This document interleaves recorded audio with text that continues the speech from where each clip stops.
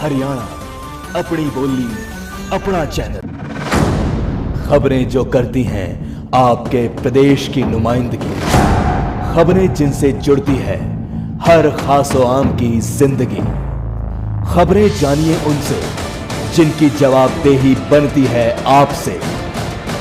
पूरी तैयारी और जिम्मेदारी से जो करते हैं आपके हक की बात। राजीव रघुनंदन के साथ।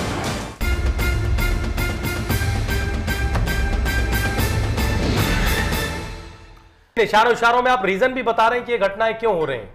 भाई दिखता तो वैसा ही है, हर एक का पृष्ठभूमि तो आप देखेंगे। हम खुल्लर साहब को यहां चर्चा में लाते हैं। खुल्लर साहब सामाजिक कार्यकर्ता भी हैं, समाज से जुड़े भी रहते हैं और आम आदमी पार्टी के नेता भी हैं। खुल्लर साहब, क्यों हो रही है इस तरह की घटनाएं?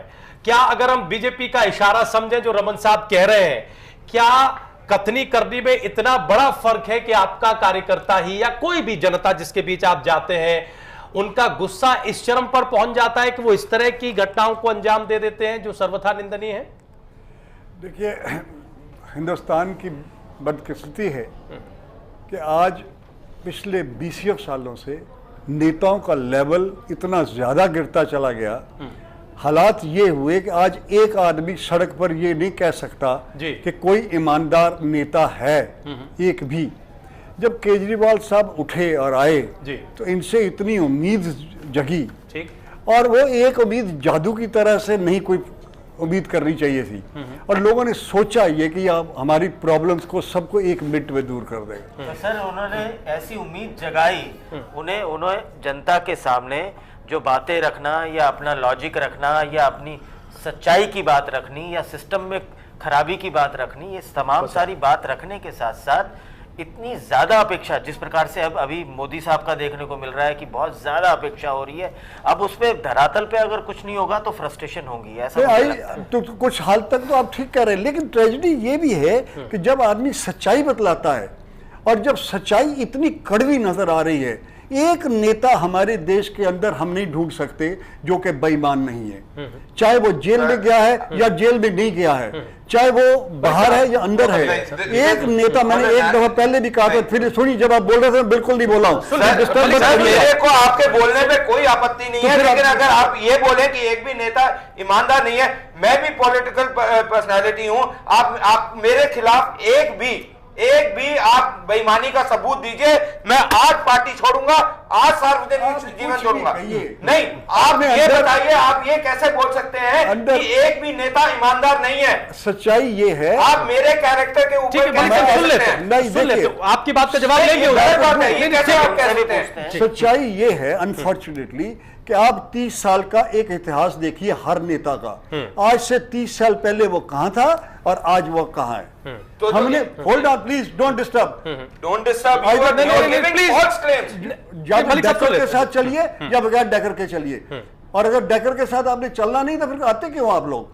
आप खुल्लर साहब कहिए, अपनी बात कहिए। पहले सच्चाई ये है कि एक 30 साल का इतिहास, 60 साल को भी छोड़िए आप, 30 साल का इतिहास देखिए नेताओं का, और जो साइकिल पर थे आज मर्सिडीज बेंज तक चल रहे हैं। आज उस नेताओं को देखिएगा, और जब इस शख्स ने ईमानदारी का झंडा उठाया है, उस शख्स को ये जीने नहीं देना सकते। अगर ये जी गया तो बाकी सब मर जाएंगे, उनकी नेस्ता नाबूद हो जाएंगे ये लोग। और ये देखिएगा, इतिहास ये है, ये मेरा आज प्रेडिक्शन दे रहा हूं आपको मैं, ये कल सुबह गांधी के लेवल का आदमी माना जाएगा। वक्त का इंतजार करिएगा। लेकिन खुल्लर साहब, जो आरोप मलिक साहब लगा रहे हैं, उनके आरोप में भी तो दम है। आप कोई भी चीज जनरलाइज करके नहीं रख सकते। जब आप ये कहते हैं कि आप एक नेता नहीं ढूंढ सकते, मलिक साहब एक नेता के तौर पर यही चुनौती देते हैं। आपको बोलता हूं, ये प्रूव करके दिखाएं कि मेरे पास कोई, मैंने करप्शन करी है। मैं इनको चैलेंज करता हूं, या तो ये छोड़ेंगे आम आदमी या मैं बीजेपी छोड़ दूंगा। देखिए, सच्चाई ये है, इधर ये अपना शब्द वापस ले, ये सार्वजनिक बात का जवाब ले रहे हैं। क्या अब स्थिति ये हो चुकी है खुल्लर साहब कि हम जनरलाइज होकर ये चीज कहे कि अब कोई नेता ईमानदार नहीं रहा है, और नेतागिरी में जो ईमानदारी नहीं रही उसकी सजा अरविंद केजरीवाल भुगत रहे हैं?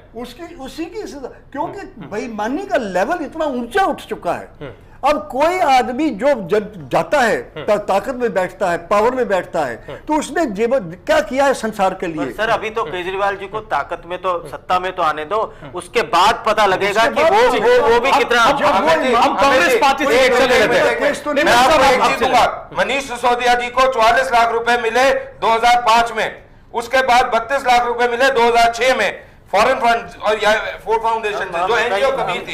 एक मिनट, नहीं आप नहीं, इन्होंने जो रेज कराई वो करना पड़ेगा। एनजीओ कभी रजिस्टर हुआ 2007 में, उससे पहले फंड्स मिल चुके थे। ठीक है, और उसके अलावा अरविंद जी, आपकी बात मैंने आपके टीवी चैनल पे पहले भी बोला है, अरविंद जी से भी पूछा है, क्या वो फूड फाउंडेशन के असेसिंग ऑफिसर थे या नहीं? ठीक है, मलिक साहब की बात का जवाब उसके अलावा कविता रामदास और पूरा रामदास जी हमारे साथ पैनल में है, क्यों है? फूड फाउंडेशन के क्यों लोग सुरेश साहब कांग्रेस पार्टी किस नजरिए से देखती है? अपने आप झूठे हैं। निंदा तो हर राजनीतिक दल करता है, लेकिन क्या अब राजनीति में नेताओं की क्रेडिबिलिटी इस कदर दांव पर लगी है कि ऐसी घटनाएं सामने आ रही है? रोड साहब जी, राजीव जी, मैं इस विषय में अभी खुल्लर साहब को सुन रहा था जी, और मैं बहुत संक्षिप्त शब्दों में यही कहना चाहूंगा कि इस टाइप की जो अराजकता राजनीति में जी एक शुरुआत की है, ये केजरीवाल जी ने की है। और गांधी के इस देश में इस तरीके की राजनीति, अराजकता फैलाना, संसद का अपमान करना, सांसदों का अपमान करना, ये कहीं भी देश के हित में नहीं है, ये लोकतंत्र के हित में नहीं है। और इसके सूत्रधार श्री केजरीवाल जी हैं। वैसे मैं कांग्रेस पार्टी की तरफ से, व्यक्तिगत अपनी तरफ से इस घटना की कड़ी निंदा करता हूं। भारतीय लोकतंत्र के लिए इस तरीके के जो ये एक तरह से राजनीति में नए नए तरीके से विरोध करने के जो मतलब षड्यंत्र रचे जा रहे हैं, ये कहीं भी लोकतंत्र मर्यादा का सुरेश जी आपने जो दो बातें कही हमारे देश में, सुरेश जी जो आपने दो बातें कही वो बहुत एक्सपेक्टेड थी। कोई भी राजनीतिक दल ऐसी घटनाओं की निंदा करता है, आपने की। आम आदमी पार्टी ने जो बात कही आपने उनको निशाने पर लिया, उनकी बात का भी आपने जवाब दिया। लेकिन जो बड़ा सवाल है कि ये घटनाएं क्यों हो रही हैं? ऐसा नहीं है कि सिर्फ अरविंद केजरीवाल के साथ ही हो रही हो, केजरीवाल के साथ थोड़ी ज्यादा हो रही है। हर एक राजनीतिक दल के नेता के साथ ऐसी घटनाएं हुई हैं। क्या बिरादरी के तौर पर आप ये नहीं सोचते कि हमारी क्रेडिबिलिटी दांव पर लग चुकी है? मैं राजीव जी आपसे कहना चाहता हूं, अगर भूतकाल में नेताओं पे इस तरीके से जूते फेंकने वाले को अरविंद केजरीवाल आप पार्टी से टिकट देकर चुनाव लड़वाएगा, तो इस टाइप की घटनाओं की पुनरावृत्ति क्यों नहीं होगी? इसके लिए जिम्मेवार कौन है? और आपके मीडिया ने और दिल्ली की झुग्गी झोपड़ियों में जो जनता बाहर से बांग्लादेश से आई हुई है, उन लोगों ने इसको दिल्ली में काबिज कर दिया। अभी खुल्लर साहब बोल रहे थे कि दिल्ली की जनता ने विश्वास दिलाया, केजरीवाल को कोई दिल्ली की जनता ने विश्वास नहीं दिलाया। केजरीवाल ने सिर्फ अपनी एनजीओ चलाते टाइम जो दाएं बाएं से, जो देश के बारे में नहीं सोच सकते, जो गरीब तबका है, जो अनपढ़ है, उन लोगों का निशाना बना के गुमराह करके सत्ता में काबिज हुआ। और इस प्रकार का व्यक्ति कभी भी देश के हित में नहीं हो सकता। मैं एक बात आपके माध्यम से पूछना चाहता हूं बहुत शॉर्ट में। जी मैं केजरीवाल से आपके माध्यम से राजीव जी ये पूछना चाहता हूं, जब जंतर मंतर पर अन्ना आंदोलन के समय, मैं अन्ना से भी पूछना चाहता हूं ये बात, पूरे देश की जनता को इन्होंने गुमराह करके जन लोकपाल के लिए इकट्ठा किया था। जब वो जन लोकपाल आंदोलन अपनी चरम सीमा पर था, तो उस समय केजरीवाल जी और अन्ना जी इस चीज का जवाब क्यों नहीं देते इस देश की जनता को कि प्रशांत भूषण ने जम्मू कश्मीर को स्वायत्तता दिलाने के लिए, जनमत कराने के लिए बात कहां से क्यों बोली वहां पर? ठीक है सर, हम मैं जानना चाहता हूं कि इस बात का वहां पर कोई उल्लेख नहीं है। इन्होंने कौन सी किताब में अलग हो जाएंगे? आपने जो पहली बात का जवाब दिया था उस पर सवाल बनता है। खुल्लर साहब, सुरेश जी जो बात कह रहे हैं वो हम जहां तक समझ पाए वो कुछ यूं है कि जो गेंद आपने उछाली थी वो आप ही के पाले में आकर गिर रही है। वो ये कह रहे हैं कि आपने ऐसे उम्मीदवारों को टिकट दिए हैं जो इस तरह की घटनाओं के लिए ही कटघरे में रहे हैं, अब ऐसी घटनाएं आप ही का घर जला रही हैं। इस बात का क्या जवाब आप देंगे? वो जनरल सिंह के बगैर नाम लिए शायद ये उदाहरण पेश करना चाह रहे थे।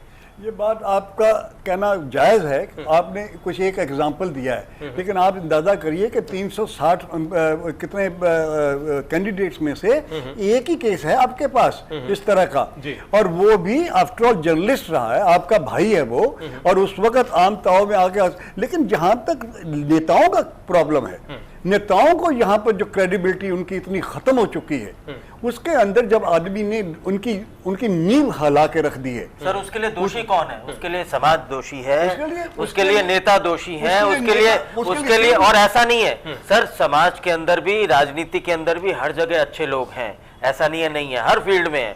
कोई भी गाड़ी या बस तभी चलती है जब उसमें टिकट लेने में, सारे बिना टिकट चलेंगे तो वो बस चलना बंद हो जाएगी। तो ऐसा नहीं है, अच्छे लोग हैं। अब मैं आपसे गुजारिश करना लेकिन दोषी कौन है इसके लिए? हमारे देश का हालात ये है कि गाड़ी चल नहीं रही, खास 10% 20% आदमियों के गाड़ी तो बंद है। उन आदमियों के लिए जिनको आप 2 रुपए किलो का आटा देना चाह रहे हो, 81 करोड़ आदमियों को, उनके लिए क्या गाड़ी चल रही है? आपकी टीम आई थी, मैं उनको लेके गया था, उनके वहां पर एक शौचालय नहीं है 50,000 आदमियों के लिए। क्या गाड़ी चल रही है ये?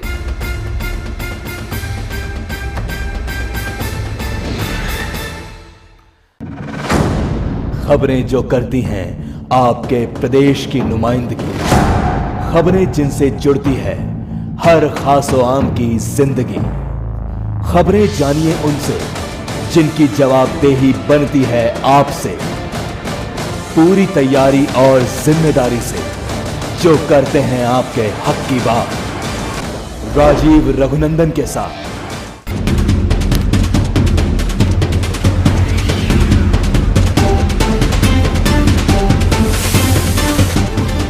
इंडिया न्यूज हरियाणा, अपनी बोली अपना चैनल।